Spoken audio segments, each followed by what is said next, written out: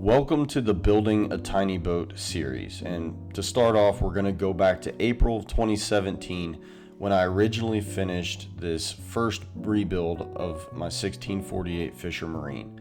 The framing material we used during this build was 1/8 inch angle aluminum and 1/2 inch plywood, which made this boat extremely heavy in the end. This first build was actually completely done out of a storage unit. The one thing that I worked really hard on during that build was the plumbing for the live well.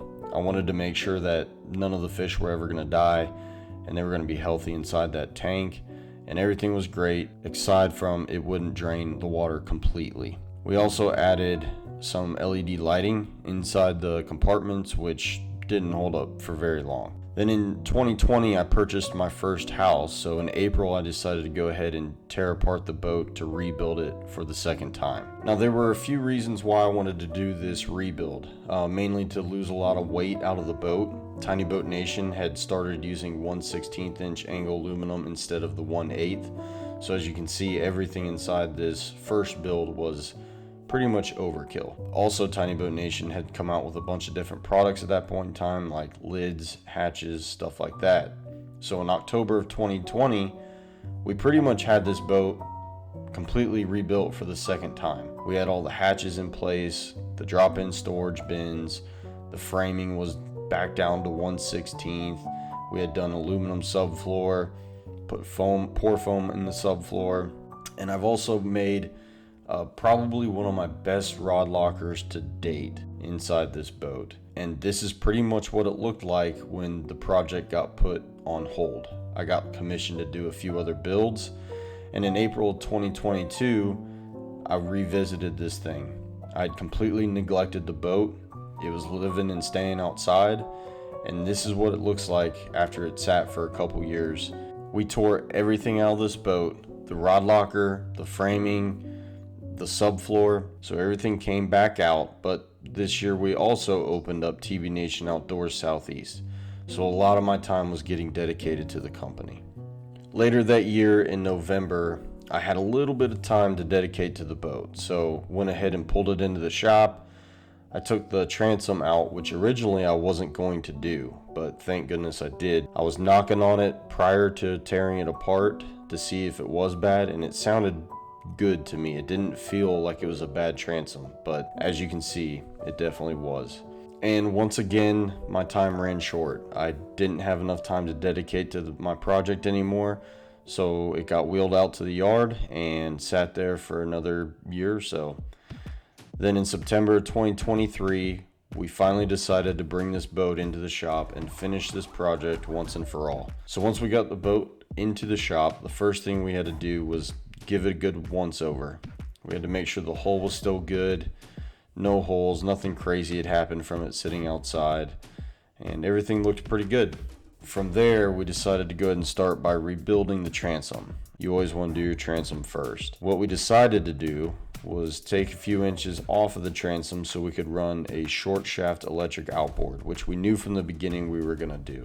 We used 1x3 inch rectangular tube aluminum 1/8 inch thickness in order to rebuild this transom. Now this is the same thing that you're going to get when you buy a replacement transom from us. You're just going to install it a little bit differently. It's going to be pre-built. So Chris was kind enough to weld up the framing for this transom, and then I sanded down all the welds where the back side of the transom framing was going to hit the sheeting, so that way we didn't have any voids or gaps in there. And I just put some rivets on the back side to help keep everything in place, because we still welded the transom into the skin. The next thing to do was these corner caps. I welded those back down, which I'm not going to show you because my welds were absolutely horrible, and sanded everything down to match. And then after that, it was just hole prep, getting everything ready to start building, meaning we had to fill in all the holes and bad areas in this boat. So I came back through and welded up all the holes that were left in this hull, sanded everything back out to make it all nice, and just tried to do the best I could before, we really got going on this project. Another big step you need to do prior to doing the build is cleaning out the hull real well, making sure all that dirt, grime, sediment gets out from in between the ribs. But once that was done, we could start looking forward to the project. And one of those things was the cooler. I wanted to put a cooler up front in this boat to offset some of the weight. One of the things that we know about electric outboards, especially in the lower horsepowers, is that you need more weight in the front of the boat for that motor to perform better. So I figured I would use the space up front with a cooler to help offset that weight, but also make that space useful and utilized for something that I'm going to want to have in the boat either way. This is also going to give me a little bit of a platform to bed fish from or stand up on if need be while I'm out on the water.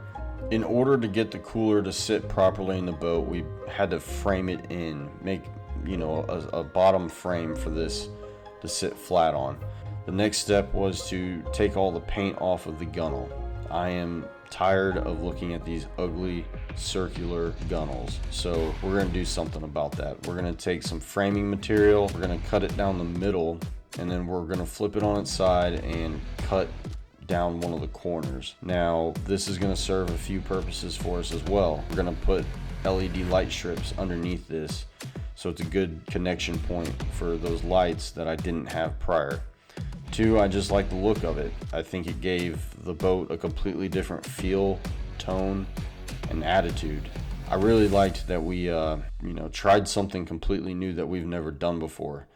It took a lot of time, it took a lot of extra material, but the final product came out looking very good.